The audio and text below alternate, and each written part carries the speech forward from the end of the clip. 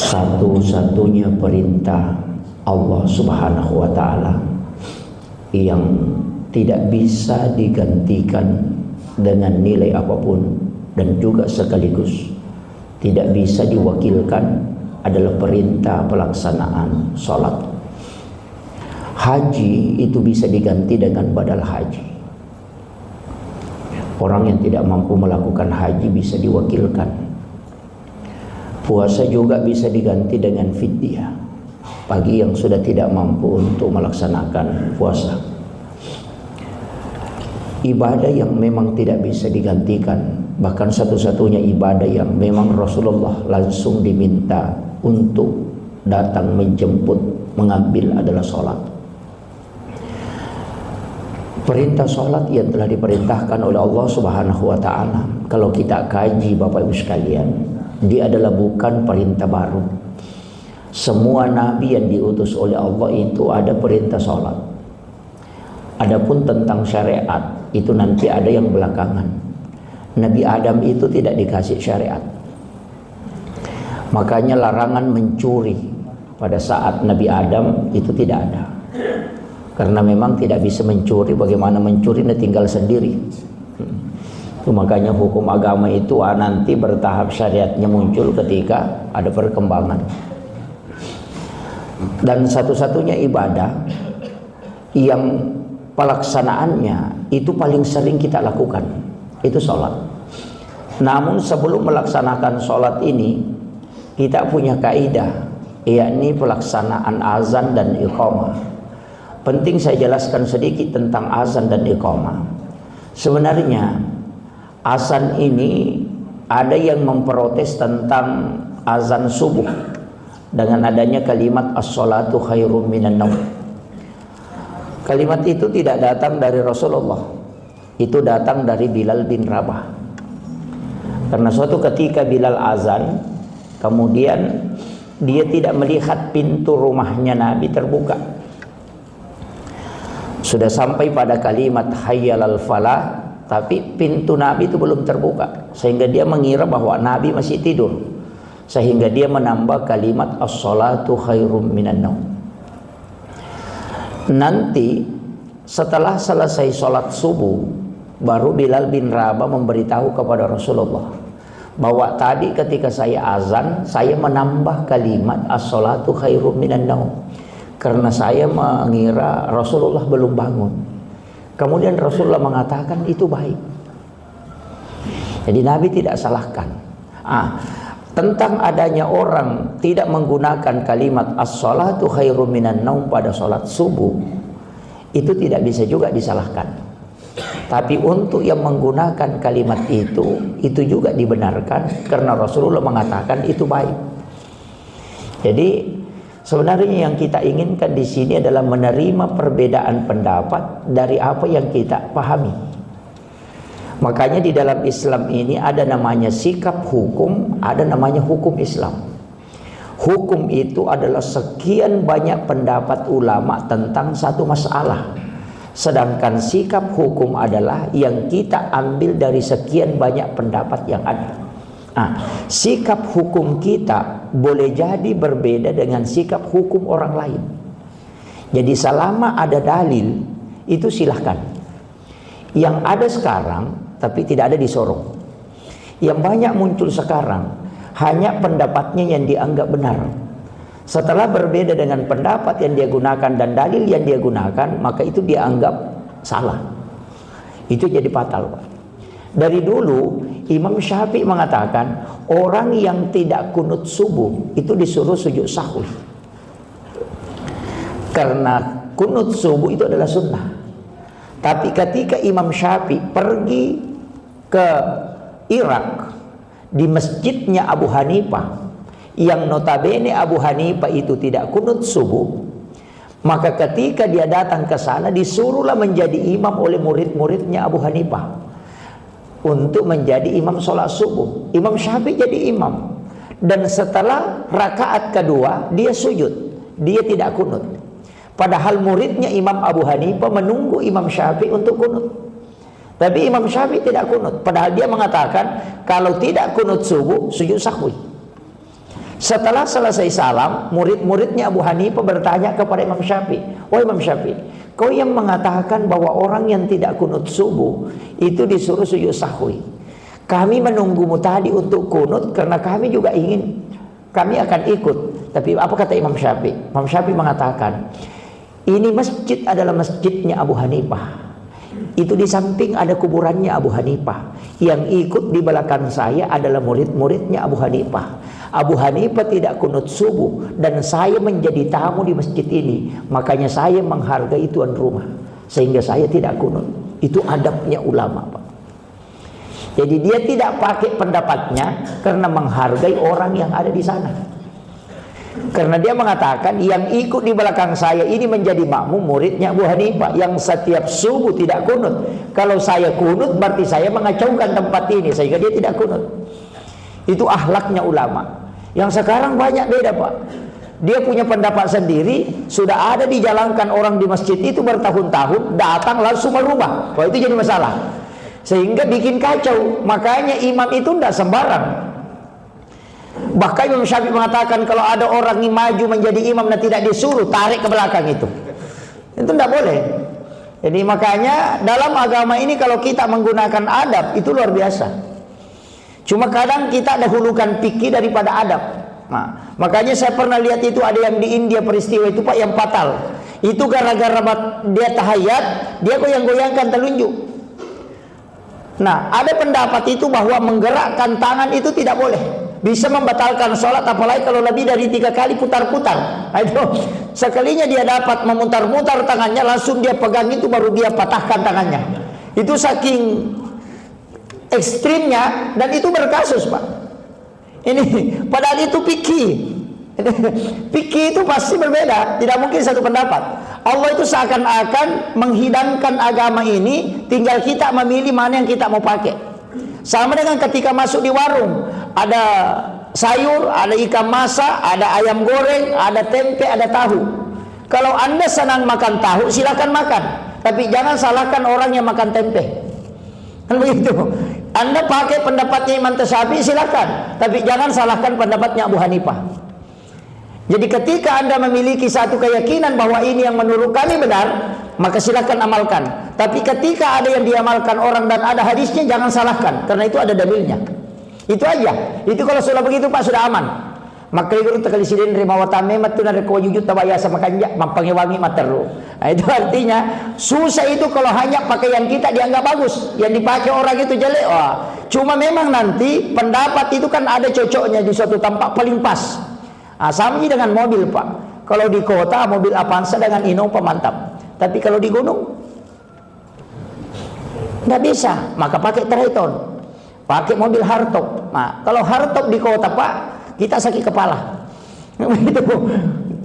Makanya ulama itu bilang, oh cocoknya pendapat ini. Sebenarnya makanya fikih itu begitu.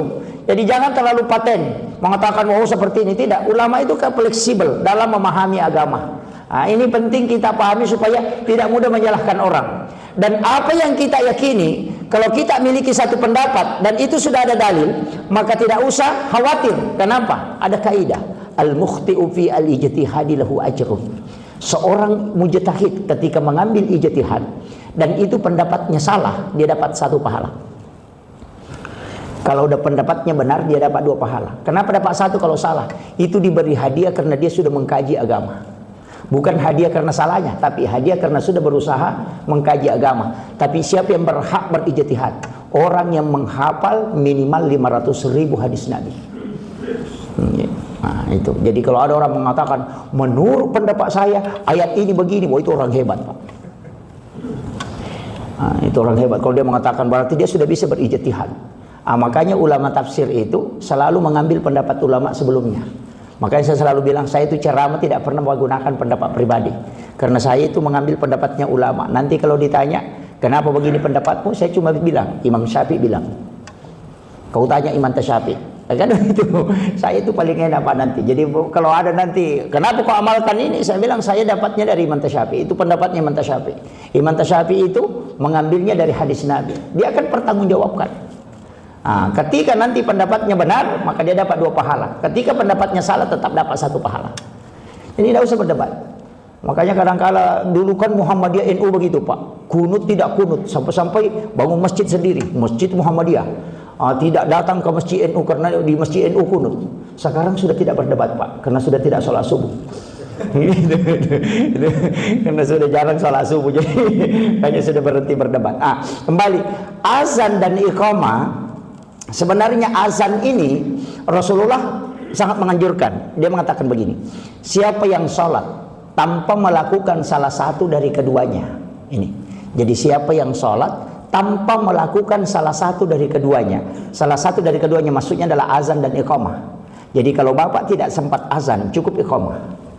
Jadi siapa yang sholat tidak melakukan salah satu dari keduanya, maka dia sholat bersama syaitan. Makanya kalau bapak mau sholat, kalau tidak bisa azan, cukup iqamah. Jadi orang yang iqamat sebelum sholat, itu malaikat akan menjadi makmum di belakangnya. Tapi kapan dia sholat tanpa azan dan juga tidak iqamah, maka syaitan yang akan ikut. Tapi dia tidak sholat, dia hanya mengganggu. Dari situ sebenarnya kenapa azan dan iqamah ini. Sebenarnya azan itu Pak bukan hanya mau sholat. Kadang-kadang orang mengatakan nanti mau sholat baru azan. Oh enggak. Azan itu kalau ada orang kesurupan, bapak tidak hafal ayat, untuk ru'yah azankan. Dia azankan, azan saja, berdiri saja azan. Syaitan itu lari Pak. Tapi tunggu dulu. Kalau orang bagus imannya, insya Allah setannya lari. Kalau imannya lemah, Nabi setan sama-sama jadi tidak saya lagi. Masa anggota saling mengusir anggota ini. Itu makanya harus memang. Makanya Imam Malik itu, saya pernah baca satu di kitab sejarah itu, Imam Malik ketika ada orang kerasukan, itu dia tidak ru'yah Pak. Jadi dia punya sandal itu ketika masuk di tempat di kamar mandinya, ada sandalnya itu. Kalau sekarang kita akan mengatakan terompah. Itu sandal kayu, di situ dia meletakkan kedua kakinya supaya tidak tersentuh ke lantai. Takutnya kalau ada najis. Makanya dia meletakkan kakinya di situ untuk dia pakai untuk bersuci. Itu sandalnya dipakainya masuk ke situ, ke tempat bersuci. Sekalinya ada orang kerasukan, dipanggil untuk maruyah. Imam Malik tidak datang, dia cuma mengatakan, saya punya tugas. Saya sudah janjian dengan seseorang, saya tidak bisa membatalkan janji. Dia mengatakan, wah dia kerasukan, dia kemasukan jin. Langsung dia mengatakan, enggak, ada sandalku di dalam situ, kau ambil, bawakan dia. Itu sandal. Sandalku di sana, ambil, bawa ke sana. Perlihatkan itu orang kerasukan. Kalau sandalku dia lihat dan tidak keluar jinnya, nanti kau kembali panggil saya. Baru dibawa sandalnya Pak. Jadi orang bertanya, sudah ditanya, orang bertanya, mana Imam Malik? Langsung dia mengatakan, ada caranya tidak sempat, cuma sandalnya dia bawa ke sini, saya suruh bawa ke sini. Langsung berhenti sakit. Bayangkan Pak, saking takutnya syaitan sama Imam Malik. Takut. Tapi susah memang mengikuti Imam Malik Pak. Saya baca sejarahnya, akhlak Imam Malik itu luar biasa. Imam Malik itu tidak pernah pakai sandal di dalam kota Madinah. Di Madinah itu tidak pernah, padahal dia tinggal di Madinah. Tidak pernah pakai alas kaki. Ketika ditanya, kenapa kau tidak pernah menggunakan sandal kalau di dalam Madinah, tapi ketika keluar dari Madinah kau menggunakan sandal? Imam Malik mengatakan, mana mungkin saya menggunakan sandal di tempat di mana ada jasadnya Rasulullah dibawa. Saking ta'zimnya kepada Rasulullah. Itu adabnya Imam Malik.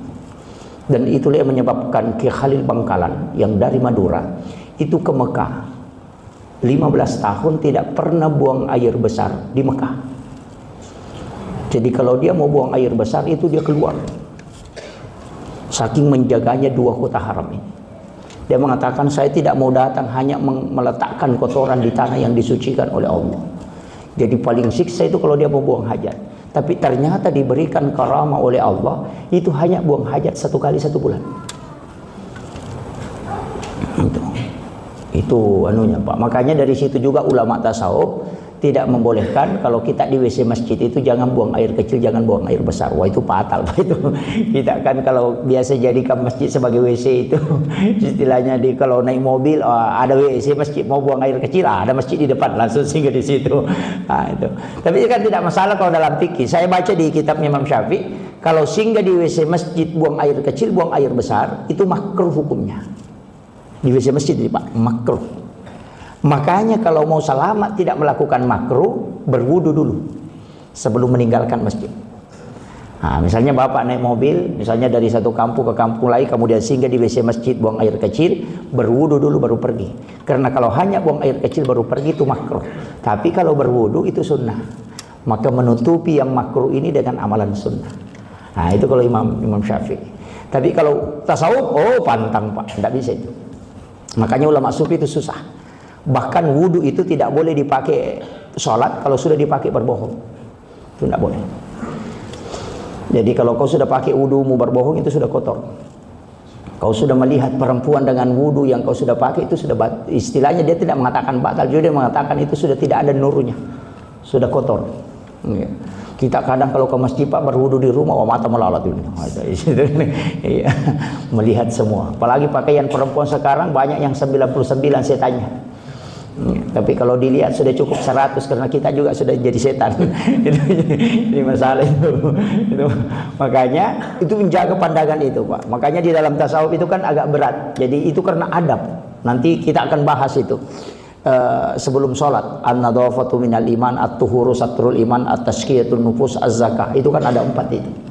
Nah, ini kenapa biasa ada orang mengatakan, kenapa saya pak ustaz ini susah khusyuk? Di sini kuncinya. Ini nanti yang 4 ini. Kalau mau khusyuk dalam sholat, ini yang 4 dijaga ini. Nanti kita akan bahas itu. Kemudian, jadi ini azan itu kan untuk orang kesurupan. Yang kedua, azan itu bisa mengusir jin. Azan itu bisa mengusir jin. Bayangkan itu Rasulullah mengatakan, kalau orang azan itu sampai jin itu berlarian. Makanya di kampung-kampung tertentu itu yang biasa banyak anjing. Pak kalau azan itu kadang bilang, kan biasa begitu, menggonggo begitu. Itu untuk memberhentikan anjing menggonggo begitu cukup baca salawat. Tapi salawat pokok bilang orang Bugis. Yang mana itu Allahumma sholli ala Muhammad wa ala Muhammad. Berhenti itu. Kalau ada anjing bilang itu langsung itu dibaca. Itu anjing karena melihat ruh yang tidak diterima, mu'allaqun bainas sama'i wal ard, tidak diterima di langit dan juga di tanah tidak diterima. Sehingga ketika angin berhembus dia itu berputar-putar di bumi ini, dan itu banyak orang yang tidak diterima di langit dan juga tidak diterima di tanah. Itulah yang digonggong oleh anjing. Karena itu pandangan anjing itu tembus. Makanya bapak ini kalau dengarkan anjing begitu langsung baca Allahumma sholli ala Muhammad wa ala Muhammad. Berhenti itu. Biar baring di rumah kalau dengarkan anjing begitu, cukup baca itu, berhenti itu.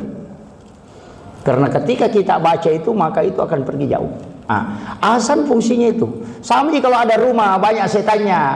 Kan begitu, kan setan di dalam rumah itu kan karena juga banyak karena kita tidak ucapkan salam ketika masuk ke dalam rumah.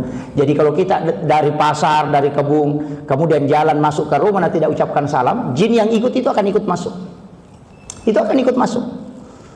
Ketika ikut masuk tinggal di dalam rumah. Makanya kita disuruh ucapkan salam ketika masuk ke dalam rumah. Dan salam itu bukan satu, cuma kita akan ambil yang paling pendek. Assalamualaikum warahmatullahi wabarakatuh. Itu aja. Padahal salam itu kan 3. Assalamualaikum warahmatullahi wabarakatuh. Assalamu alayka ayyuhan nabi warahmatullahi wabarakatuh. Assalamu alayna wa ala ibadillahis sholihin. Itu yang dibaca ketika masuk rumah. Jadi baca dulu Assalamualaikum warahmatullahi wabarakatuh, baru dilanjut Assalamu alayka ayyuhan nabi warahmatullahi wabarakatuh. Assalamu alayna wa ala ibadillahi sholihin. Malaikat rahmat yang ada di dalam rumah itu disalami. Jin itu akan keluar pak. Cuma ada pantangannya. Yang kedua, jangan potong kuku di dalam kamar. Dalam rumah jangan potong kuku. Kenapa? Karena jin kuku itu akan tinggal. Ketika kuku lepas, jinnya akan tinggal. Makanya kalau potong kuku keluar. Ini yang kadang orang anukan. Makanya ada kamar, ada rumah itu kadang panas sekali. Sudah jalan kipas angin masih panas perasaannya. Di kamar tidak bisa tidur. Padahal jalan kipas, jalan AC, panas dari dalam perasaannya. Dia keluar tidur di bagian rumah. Tapi kalau dia keluar itu agak dingin, sejuk. Itu karena jin kuku tinggal di dalam.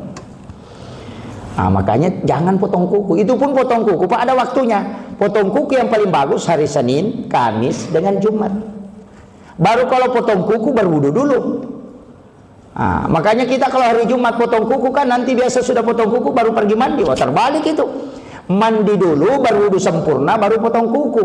Kuku yang terlepas dari kita dalam keadaan suci itu tidak akan pernah berhenti bersikir hingga hancur. Itu makanya ulama kita menganjurkan dan memang sunnah. Kita kadang potong kuku dulu baru pergi mandi, itu terbalik. Jadi dibalik itu. Sama kalau mau makan Pak, berwudu supaya makanan itu berkah. Makanya orang yang sudah berhubungan badan, kecuali wanita haid jangan. Orang yang sudah berhubungan badan sebelum makan berwudu, supaya makanan yang masuk itu berkah, dan itu membantu kita khusyuk. Minum juga itu Pak, ada aturannya, tidak sembarang minum itu. Makanya dalam ilmu hikmah, ambil air dengan tangan kanan, kemudian kita minum sebelumnya baca basmalah. Baca basmalah baru diangkat. Itu bisa dibagi tiga. Kalau dibagi tiga, kalau di talam pertama subhanallah, di talam kedua alhamdulillah, di talam ketiga Allahu akbar, baru baca alhamdulillahirabbil alamin. Baru bismillah lagi, baru diminum. Baru dibaca lagi subhanallah walhamdulillah wallahu akbar, baru baca alhamdulillah, baru minum lagi. Kalau yang satu teguk bismillahirrahmanirrahim baru diminum, telan alhamdulillahirabbil alamin, bismillah lagi baru diminum. Kita karena Pak satu kali angkat habis. So itu jadi masalah. Orang yang minum seperti itu, basmalah alhamdulillah, basmalah alhamdulillah, basmalah alhamdulillah, baru dia berhenti sejenak. Selama air itu ada di dalam perutnya, dia tidak akan melakukan dosa besar. Itu dijaga betul itu. Itu sunnah Pak, yang sangat luar biasa manfaatnya. Kadang bahkan pernah saya dapat orang minum Pak, itu mulutnya tidak goyang, cuma di sininya goyang. Dia angkat saja begini. Wih, saya bilang ini kayak mesin air ini. Ya, ini kan jadi minum juga itu hati-hati. Kemudian saya kembali. Makanya memotong kuku juga itu. Jari tangan kanan, jari telunjuk, jari tengah, jari manis, jari kelingking, baru kembali ke ibu jari. Kiri juga begitu, jari telunjuk, jari tengah, jari manis, jari telunjuk, jari kelingking, baru kembali ke ibu jari. Orang yang melakukan itu tidak akan fakir. Itu manfaatnya, itu memotong kuku. Jadi itu hikmahnya Pak. Apalagi perempuan, oh hati-hati, jangan potong kuku di dalam kamar, itu fatal itu. Ini jin. Kemudian yang ketiga, jin dalam rumah itu cicak. Wah ini juga banyak. Makanya Rasulullah itu menyuruh kita membunuh cicak. Itu sunnah hukumnya Pak. Siapa yang membunuh cicak dengan satu kali memukul, satu kali dipukul kemudian mati, itu 150 hasanat kata Nabi. Jadi setiap satu cicak yang kita bunuh dengan satu kali dipukul, itu 150 pahalanya. Kalau dipukul 2 kali baru mati, itu tinggal 100. Kalau 3 kali, itu tinggal 50. Saya pernah tanya ketika ngaji sama guru, kenapa selalu kurang kalau di double? Misalnya pukul 3 kali, kenapa berkurang? Semakin banyak baru. Dia mengatakan dibolehkan untuk dibunuh, tapi tidak dibolehkan untuk disiksa dan ditakuti. Jadi kalau kau sudah kejar pukul begini baru mati, itu pahalanya sedikit. Tapi kalau satu kali hantam mati, ya itu kan. Makanya menyembelih binatang itu paling bagusnya satu kali. Dengan tajam, karena dibunuh pun dibolehkan, tapi dengan cara cepat. Makanya Pak Imam, saya kasih tahu, kalau yang sering sembelih binatang, itu beli pisau sembelih. Ya, beli pisau sembelih. Ada itu yang pisau dijual memang. Jadi kayak Epdik, Jerman, Tramontina, Brasil, itu ada. Bolarka 1110 itu juga ada. Itu yang dibeli. Bagus itu Pak. Itu cuma yang dipakai orang Arab memotong unta itu. Itu cuma satu kali tarik. Jadi kalau dikasih rapat begini baru ditarik, itu cuma satu kali sembelih. Saya kemarin dibelikan sama guru Dr. K. Muda Abdul Malik Tiba. Itu Epdik Jerman. Itu sudah 4 tahun saya pakai menyembelih, itu belum pernah diasah. Itu sudah hampir 40 sapi disembelih, itu tidak pernah diasah. Itu saking tajamnya Pak. Itu kalau dikasih rapat di leher sapi baru ditarik, itu cuma satu kali rapat ke tulang itu. Itu saking tajamnya itu. Itu Epdik. Itu buatan Jerman, itu zero karbon. Kadang pisau kita itu sudah bolak-balik begini, tidak mau makan itu. Itu bagusnya beli. Saya punya ada 2 itu. Yang pertama Epdik, yang kedua saya beli Damaskus. Cuma Damaskus ini hampir 7 juta harganya. Kalau yang Epdik ini 2 juta lebih. Ya, jadi pisau sembelih. Makanya saya bilang, enggak usah Pak Imam yang belilah, masjidnya mesti beli. Ya masjid beli atas nama masjid, inventaris masjid, tapi Pak Imam yang pegang. Nanti kalau imamnya ganti, pisaunya dikasih pindah. Kalau Pak Imam mau beli stres itu Pak. Apalagi yang penyembelih kampung, kalau imamnya kaya bagus, tapi kalau penyembelih kampung yang tak 50.000 satu kepala sapi, baru itu yang dia membelikan pisau habis dia. Apalagi kalau yang pisau mahal, itu pisau Pak kecil sekali. panjangnya pun hanya 20 cm, 25 cm. Itu pendek sekali itu. Tapi kalau dia dikasih rapat di bawah, baru ditekan, baru ditarik, itu langsung sampai ke tulang. Bunyi memang itu. Dan itu yang paling tajam itu. Jadi itu nanti guru TK muda melitiba kalau dati yang datang 15 sampai terakhir ini, itu tahu betul itu. Nanti Bapak juga bisa belajar sama beliau tata cara menyembelih hewan. Itu mantap kalau dia beliau itu. Dia juga ahli fikih. Dan saya sering bertanya ke beliau kalau tentang masalah fikih. Kemudian yang terakhir, ini sudah jam 6 dewa. Terakhir saya sampaikan tadi tentang azan ini. Makanya Bapak Ibu kalau mau sholat azan atau iqamah, makanya dari situlah sholat jamak diantaranya dengan iqamah. Makanya kalau sudah salam ambil lagi untuk iqamah baru mengambil sholat berikutnya. Kenapa? Karena memang supaya kita tidak sholat bersama syaitan. Makanya kalau termasuk ada ulama juga mengatakan tidak usah kalau sholat sunat, kalau sholat fardu harus. Itu yang, tapi kalau sholat sunat ulama kita mengatakan kalau sholat lail bisa kita iqamah. Itu. Tapi ada mengatakan tidak usah, untuk sholat lainnya tidak usah. Jadi ini yang penting saya sampaikan. Tapi ada satu kunci nih, yang terakhir penutup. Ada satu kunci tentang azan itu, Pak. Azan dipakai itu biasa kalau orang pindah rumah tuh pakai di sini kan. Azan 4 sudut, kemudian di tengah-tengah. Itu dipakai, Pak. Sebenarnya itu dikelabui saja itu. Orang yang azan 4 sudut itu sebenarnya dia sembunyikan. Itu dia baca ayat yang lahir bersama Rasulullah. Kan mukjizatnya Nabi itu ketika Nabi lahir ada suara yang keluar dari pojok Ka'bah.